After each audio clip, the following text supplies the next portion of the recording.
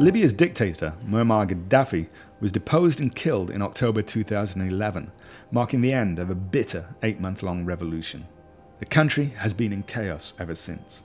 The World Bank marked the 5th anniversary of his ousting with a stark warning. The economy is now approaching collapse. 5 years earlier, Libya had everything going for it, with the largest oil reserves in Africa and $158 billion in the bank to share among a population of just 6 million. The feeling back then was, what could go wrong? As it turned out, everything.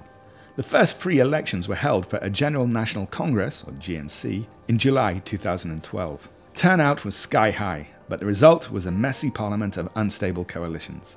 Lawlessness and religious violence increased as tribal militias formed during the revolution stuck around, carving out their own fiefdoms and fighting turf wars in Tripoli. That September, the US consulate in Benghazi was stormed by Ansar Sharia, and Ambassador Chris Stevens and 3 staffers killed. Meanwhile, in the GNC, things went from bad to worse. The ruling coalition, dominated by Islamist parties, purged Gaddafi officials from office, and the country convulsed in recriminations. A promised constitution never materialized. In eastern Libya, a former general, Khalifa Haftar, formed Operation Dignity, an alliance of the army and nationalist militias to battle Islamist militias in Benghazi. June 2014 saw new elections for a fresh parliament, the House of Representatives, in the hope of a fresh start. It didn't get one. The Islamist and Misratan-led militias that had led the GNC suffered heavy electoral losses and in response formed Libya Dawn, a coalition of militias that took control of the capital and forced the Operation Dignity-dominated House of Representatives to decamp to Tobruk, triggering a low-level civil war. In Tripoli, Libya Dawn politicians reformed the GNC, and Libya found itself with 2 rival governments fighting it out. But not for long. Soon there were 3.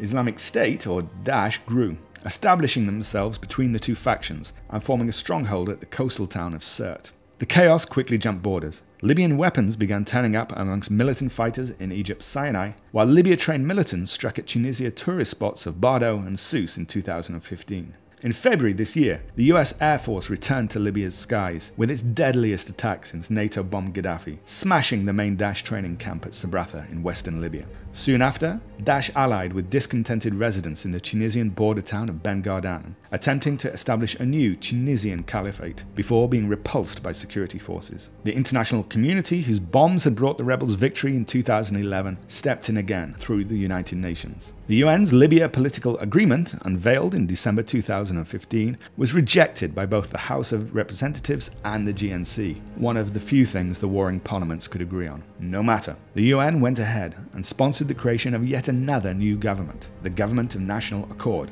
GNA, created by an unelected UN-supervised commission. Democracy? Not really. However, though the GNA failed to win public support or win over the Eastern HOR, it did manage to displace Tripoli's GNC. Critically, it also failed to create its own security force, which left it entirely at the mercy of Tripoli's militias. It did, however, ally with a powerful Libya Dawn Misratan militia to launch Operation Banyan al-Marsus in May, with the aim of liberating Sirte from Daesh. 6 months on, and despite 3 months of US airstrikes, the Sirte battle grinds on. With the UN-backed government and the Misratans focused on Sirte, Haftar's forces seized the Sirte basin and with it, most of Libya's oil. Meanwhile, the old GNC in Tripoli, you remember them, launched a coup, taking over and occupying a hotel in central Tripoli, which they still do. Amid the chaos, the wheels have come off the economy.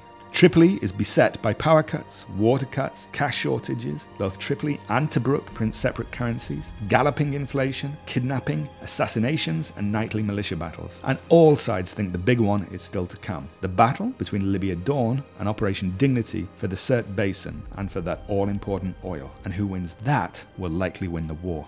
However, through it all, Libyans have somehow retained their right sense of humour. A popular joke in Tripoli is that the one thing Libya isn't short of is government.